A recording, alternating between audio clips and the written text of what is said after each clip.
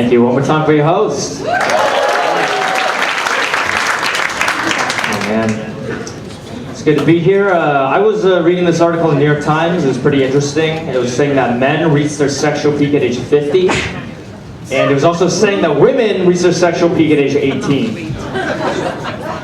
Yeah, I don't know who wrote the article, but it was definitely a 50-year-old dude. There's no way it wasn't a guy who was exactly 50, just like, dude, I'm peaking right now, dude. I'm peaking, bro, you know?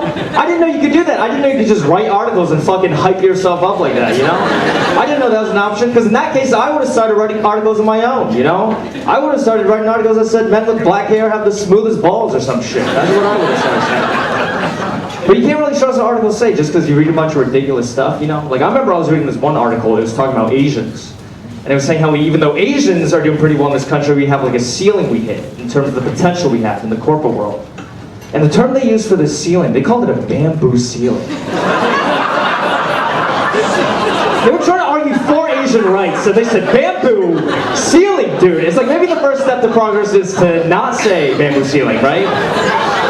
Like, I feel like the guy who wrote the article, he actually wanted the full title to be Bamboo Ceiling Prevents Ching-Chongs from Advancing. I think that's the full thing he wanted to use. That should hurt my feelings, you know? But some stereotypes are true. Some are true, right? Like, some people say all Asians look alike, right?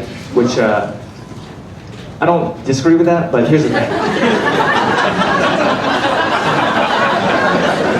I think all white people look the same. You know? I think all black people look the same too. I think within every race there's only two types of people. There's a fat version and a skinny version. That's it. That's it. Okay? And then there's male and female, so there's like 4 per race. There's like 7 races. Lady joins me on stage right now. You know? There's only 28 people in the world. That's all I'm saying. Just replicate it over and over again. You know? That's all I'm saying. Everyone looks the same to me. I was watching the Democratic debates a couple of weeks ago, and I cannot believe that Joe Biden is the front runner right now. It just blows my mind. You know? The dude is approaching 80, right? And some people are like, man, Joe Biden, that's my guy. It's like, what? You're gonna vote for a guy whose 10-year plan is to be cremated? That's your dude? That's your guy? Joe Biden is gonna be in an urn in like 2 weeks, okay? In 2 weeks, you go like, Joe Biden's gone. That's your dude. Fucking awful, you know? And some people, they talk about gun control, that's a huge topic, right? And so here's what I've heard some people say. Some people are like, it's not guns that kill people, it's people that kill people. Which is technically true, I guess, but you kill so many more people with guns. Can you imagine trying to like stab like 30 people to death? Like the amount of like cardio you would need to do that? Have you ever tried to cut like a baguette into like 12 pieces? Dude, it's so hard. Your arm's just tired afterwards. You're just like, ah, fuck, you know? Humans are just, they're just big baguettes. So they are. I don't know the point I'm trying to make there, though. Like, you know? I love New York. Are we a New York crowd? New York City crowd? Yeah, fuck yeah, dude. I love New York, man. One of my favorite things to do in New York City is I love acting tough in safe areas. It's one of my favorite things to do. Because here's what happens in New York, right? A lot of times you'll be walking around, someone bumps into you, right? If I'm in a safe area, I give such a tough response, you know? I'd be like, hey, watch where you're going, bitch. Okay, you want to come at me? I'm going to smack the shit out of you, okay? Walk away. Burn! Burn! Burn! I do that shit, you know? You think I do that shit if I was like walking around the Bronx? Fuck no, dude, okay? If I was walking around the Bronx and someone bumped into me, I'm going to call him daddy immediately, okay? I'm going to be like, daddy, that's my bad, daddy, that's my bad. God is good all the time. Freak me out, you know? I am an Asian man, that's what I am, you know? Dude, being Asian in America is interesting because we're just like we're such a small percentage of the population. We're less than 5%. So anything I do, I'm going to be compared to like a prominent Asian guy who did the same thing, you know?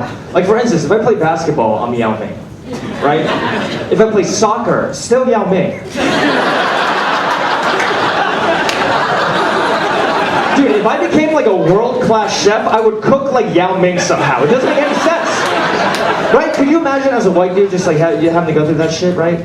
As a white guy, right? Just like everything you did just being called Nicolas Cage, right? What's going on, Nicolas Cage looking motherfucker, right? After 75 years of that shit, you're gonna be like, yo, stop calling me the N-word, alright? Stop. I don't know. And it's hard, man. It's hard when white people give you shit for your race, because white people don't get offended at whitey or cracker. You know, that doesn't offend white people, you know? What actually does offend some white people is if you go up to some of them, okay, and you say this, right? You say, because you're white, you've never had to work hard for anything in your life. And so much, do they hate it? Start freaking out like, what? Didn't have to work hard? Do you think oppressing minorities is easy? Not true. It's not true, okay? I know this is not true. White people work very hard, but it still tickles me, because I was at a show one time, and there's this group of old white dudes in the front. The only thing I say to them is shout it to the white dudes in the front. One was like, yeah, so I'm white, so I guess I never had to work hard for anything in my life, right? I was like, I didn't bring that up, dude. Do you know how sensitive about something you have to be to bring it up without anyone else even mentioning it? Like, if you're on a date and the girl's like, where are you from? And you're just like, okay, cat's out of the bag, I got a small dick, alright?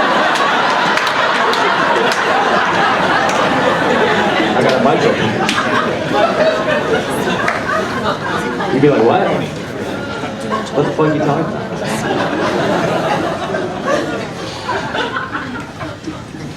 Here's a thought. I think it's weird that suck my dick is an insult. You know what I'm saying? It's weird. Because if I was arguing with someone, I wouldn't want them to suck my dick, you know? I'd never put my dick in an angry mouth. If I chomp down, I only got one dick, you know? Suck my dick, that's like the biggest compliment you pay someone, honestly, right? Because if I want someone to suck my dick, that means I trust them with my genitals. That is a high level of trust, right? I appreciate all you guys coming out tonight. All you guys can suck my dick. Honestly, everybody.